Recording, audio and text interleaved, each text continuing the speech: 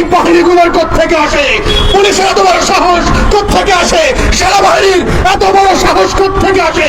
তারা কি গত বছর কোন শিক্ষা নেয় নাই যে বাংলাদেশের জনগণ যারা জেগে উঠেছে, যারা এখনো প্রতিদিন এবং প্রতি রাতে এই দেশের স্বাধীনতা এবং সার্বভৌমত্বকে পাহারা দিচ্ছে, তারা যৌথ বাহিনীর ট্যাঙ্কের সামনে দাঁড়াবে? আপনারা যদি আমাদেরকে শত্রু বানান, আপনাদের সার্বভৌমত্বের পোশাক এই দেশের মানুষ কেড়ে নেবে, ছুঁড়ে ফেলে দেবে।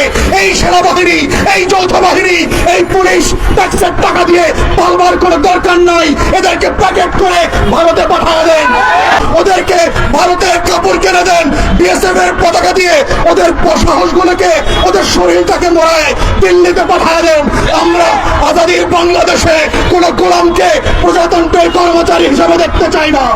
বাহিনীগুলোকে বলছি, পুলিশকে বলছি, যারা বাড়াবাড়ি করেছেন, ইতিমধ্যে প্রায় 24 ঘন্টা পার হতে চলেছে, কাউকে এখনো সাসপেন্ড করা হয় নাই, কাউকে চাকরিচ্যুত করা হয় নাই, কাউকে এখন পর্যন্ত ইনভেস্টিগেশন করবার জন্য কোন কমিটি তৈরি করা